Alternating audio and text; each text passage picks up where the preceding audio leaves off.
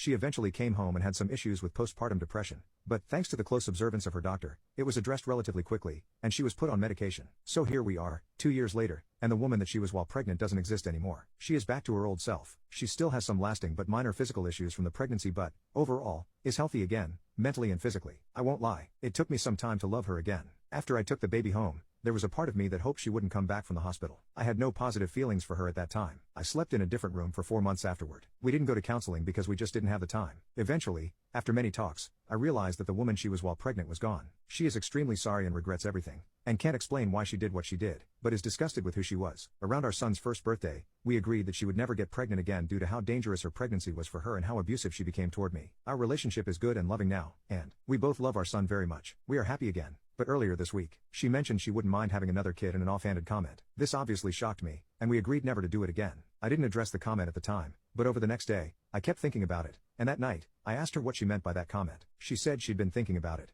and she decided she wanted to try for a daughter and suggested going off her birth control. I probably didn't handle this as well as I could have, but I just stared at her and said, "No." She said, "What do you mean no? You don't just get to say no." I said, "No, I'm not doing that again. We had an agreement, I would not even consider the thought of you being pregnant again." She started crying, saying it's not fair. We have a boy, and she wants a girl too. I explained that we can't predict it will be a girl. What would happen if it were another boy? And what happens if you die from another pregnancy? She wouldn't continue talking and just cried. Update, my wife and I were able to talk. Unfortunately, it didn't go very well. Before I left for work, I hugged her, said I'm sorry for immediately saying no, and said that I wanted to talk through it after work and hear all her thoughts about it. She agreed and said I love you, and things seemed calm and positive as I left. That night, I asked her why she had changed her mind about another baby and just what she was thinking overall. She basically said she's getting older, her window for another baby is closing, and it made her realize she wanted at least one more and that she also really wants a girl. I asked what happens if it's not a girl, and she said in that case, we would try again. I wondered if she remembered the last pregnancy, how dangerous it was, how her kidneys were permanently damaged from it, how she was so sick that I had to basically be her live-in nurse, and that if she got pregnant again, she could have total kidney failure and die. She said she's not worried because she knows God will protect her and will provide what we need. That really threw me off. I don't think I have ever heard her speak about a God like that at any point in our entire 6-year relationship. We are not religious people. I don't think we have ever been in a church together. Our wedding wasn't even in a church,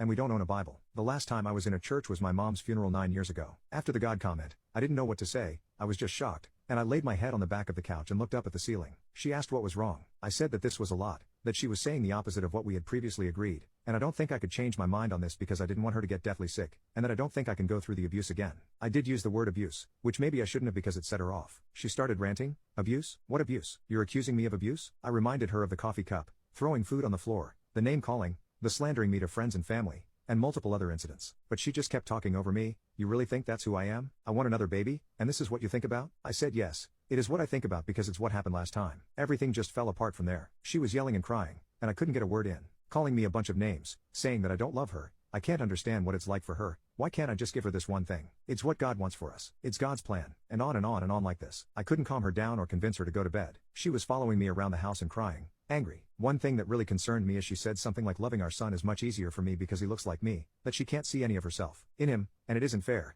and that's why she wants a daughter. She made it sound like she didn't love our son and could only love a daughter who looked like her. Finally, all the noise woke our kid up, and I told her I had to take him on a drive to get him back to sleep. I drove around for an hour and put him back to bed. She was awake but locked in our room, so I slept in the living room again. She left early the next morning, and I later found out that she had gone to her mom's house. She was gone the whole day, so the kid and I had the day together. We eventually went to my older brother and sister-in-law's house, and I kind of vented to them. I was very surprised to hear sister-in-law say, "Yeah, we've been waiting for this," and that it took longer than expected. My brother agreed. They basically said that they'd seen this in her for as long as we'd been together and were concerned but unsurprised with her behavior during the pregnancy, and that the pregnancy let the genie out of the bottle, that who she was at that time is who she really is. They see her slipping more into that behavior every time we hang out, and they're concerned. I told my wife that the kiddo and I were staying at my brother's last night, but she never replied, and that's where I still am today. I took a sick day today and probably will tomorrow. I'm lucky my boy is such an easygoing kiddo. 90% of the day, he is giggly and happy and loves to give hugs. For me, he honestly relieves more stress than he creates, and luckily, my brother and sister can't get enough of him. I think I might have to divorce my wife. He says she is very manipulative and is relieved that I'm finally starting to see it. I really didn't think she was this kind of person,